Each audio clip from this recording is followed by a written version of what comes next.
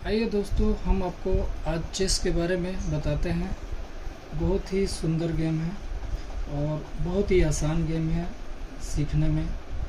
इसमें सबसे पहले हम देखते हैं कि कितने स्क्वायर होते हैं। टोटल 64 स्क्वायर होते हैं। जिसमें 32 मोहरे होते हैं। 16 एक साइड, 16 दूसरी साइड। अब इन सारी मोहरों की खासियत क्या होती है, अभी मैं एक एक मोहरों की खासियत के बारे में आपको बताता हूँ। सबसे महत्वपूर्ण मोहरा होता है राजा, जिसे हम किंग बोलते हैं। राजा का कलर अगर हम देखते हैं कि ब्लैक है तो हमेशा इसको वाइट स्क्वायर पर रख दिया जाता है। इसके जस्ट बगल में रानी, जिसे हम क्वीन बोलते हैं, वज़ीर भी बोलते हैं, वज़ीर को जस्ट बगल में रख दिया जाता है। वज़ीर और राजा के दोनों साइड हम ऊंट को, बिशप को रख देते हैं।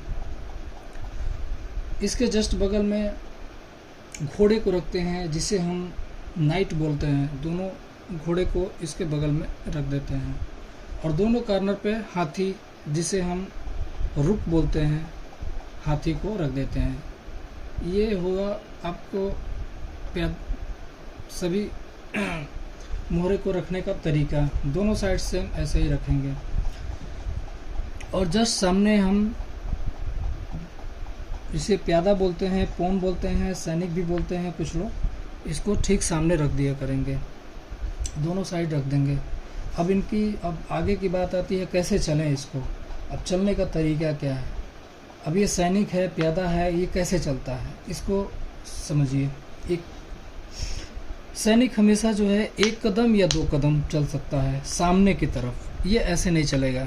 ऐसे कब चलेगा, जब इसे कोई यहाँ पे कोई अपोजिट प्यादा हो, कोई मुहर हो, उसको मारना हो, तब ये ऐसे चलेगा। नहीं तो हमेशा ये सीधे की तरफ चलेगा। ये सैनिक की चाल है, 1 कदम 2 कदम।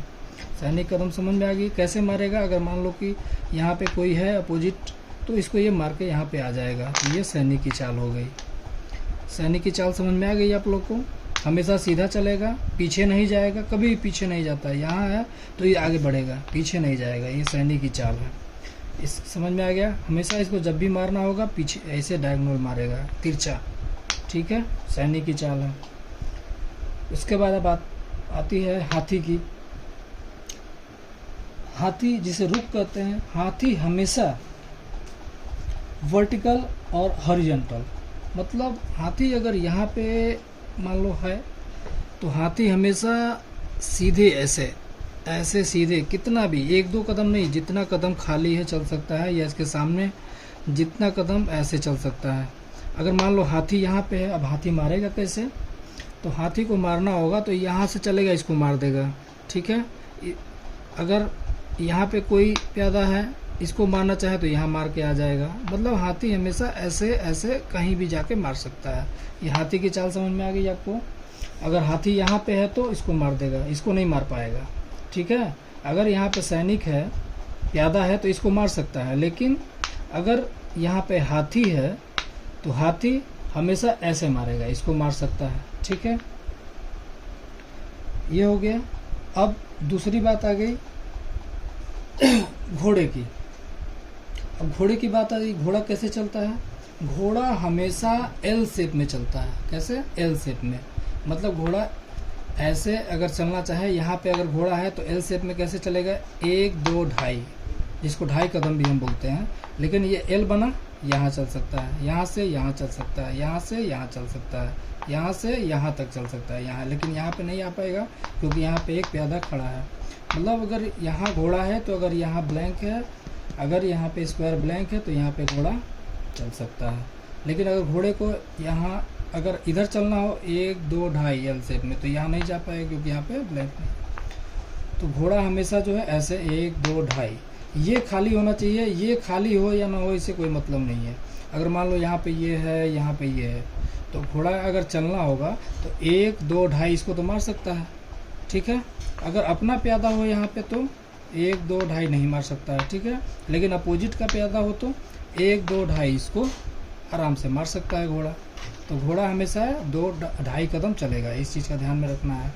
घोड़े का समझ में आ गया आप लोगों को। घोड़ा 2.5 कदम चलेगा। अगर यह कहीं भी है 1 यहाँ है 1 2 ढाई, इसको मार देगा 1 2 1 2 ढाई, ठीक है। एल शेप में चल सकता है। घोड़े की चाल समझ में आ गई।